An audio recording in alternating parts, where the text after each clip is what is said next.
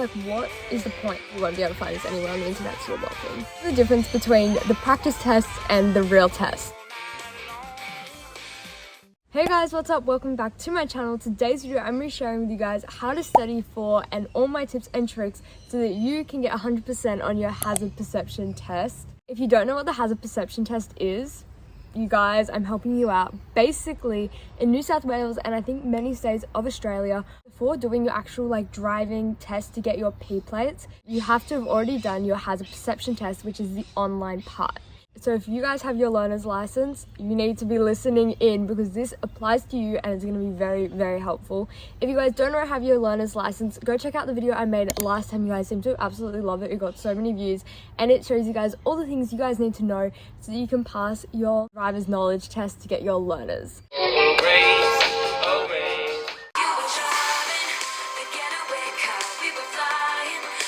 Once you've held your learner's license for 10 months, then you can go and book your hazard perception test and do it. I would definitely recommend doing it as soon as possible, especially at the moment with COVID. It is like backlogging, so just book it in as soon as possible.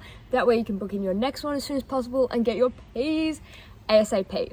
I'll be riding shotgun underneath the hot sun. There are practice tests for this. If you look up hazard perception test practice, they'll come up with a website that actually allows you to do the practice tests. So the practice ones, they come in the sections of you can do all of them, which is 35 videos.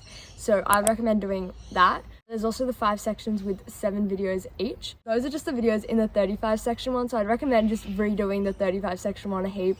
Actual test though, it's only 15 questions. For me personally, those were the questions I got. I think maybe like 1 or 2 were a little bit different, but like that was basically the questions, like exactly. Obviously the earlier you start, the better. But I did actually wait up till about 2 nights before and crammed, which worked for me. Kick your pretty feet up on my dash. No need. Something I definitely struggled with though when I was doing the practices was I was like, what is the point? Like, what are they actually trying to test? So basically, it's hazard perception test, and that just basically means before you actually get in a car, they want to make sure that you can notify hazards when they come up. Hazards include things such as pedestrians, other cars, corners, T intersections. Those were basically the main ones I found they tested us on. Now there is only 2 types of questions you're going to get asked, which is super important to know. So one will be, when is it right to turn right at the intersection? Now, my tip for these ones is something I realized, which I think is kind of weird, but basically for all the questions I did was like never. And you just don't press the button and you get it right when you don't press the button for the turning ones. So for all the turning ones, I didn't press the button and I got them right. Don't like take that 100% as words. Look at it, if there's definitely 100% a reason to turn.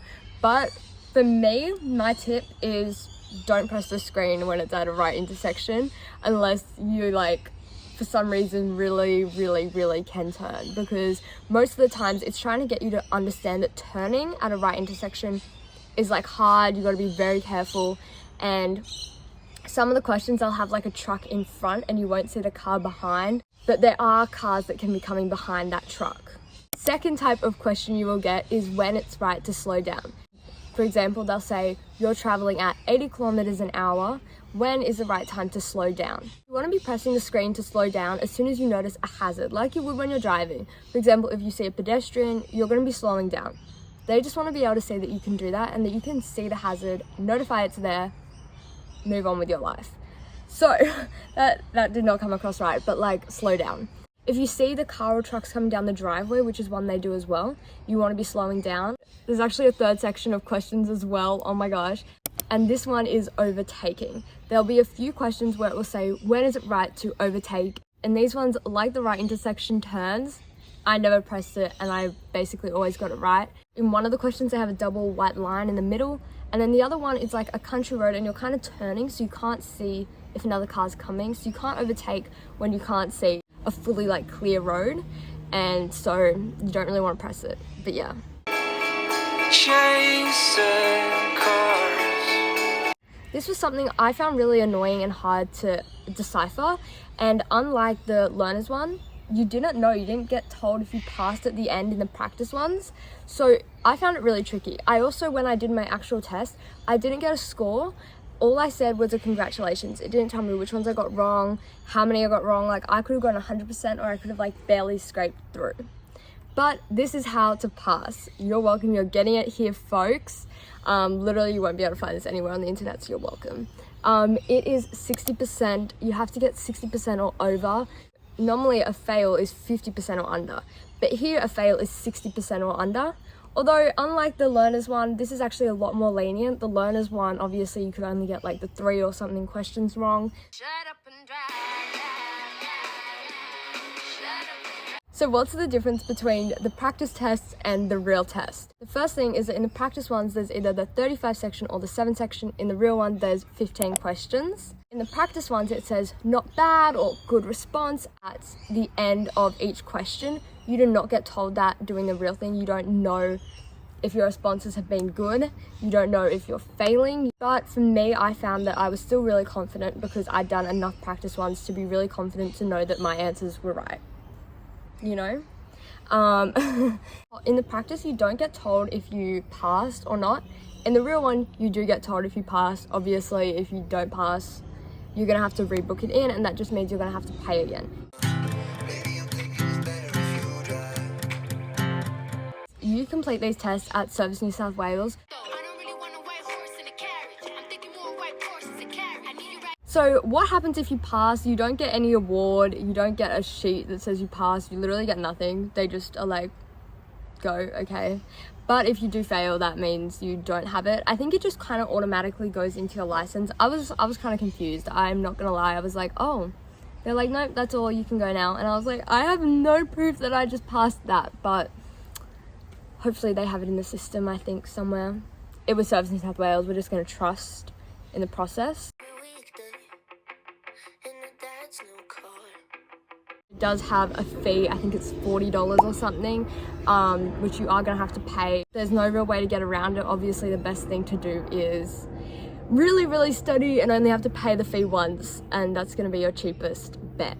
But otherwise, you can pay the fee again, do it again. It is not in any way, shape or form bad if you fail. Like, that's so fine, like nobody cares, you can do it again. Hey guys, I'm about to do my hazard perception test right now. We're at Service New South Wales. Are you proud of me? No.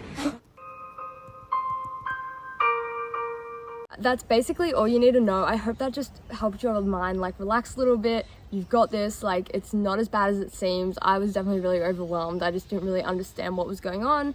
I wasn't sure what I was gonna get when I got into the test. So I hope that this has cleared that up a little bit for you. I'll leave everything you need linked in the description box down below. Also subscribe for my P-test vlog, hopefully if they allow me to do that. I doubt they will.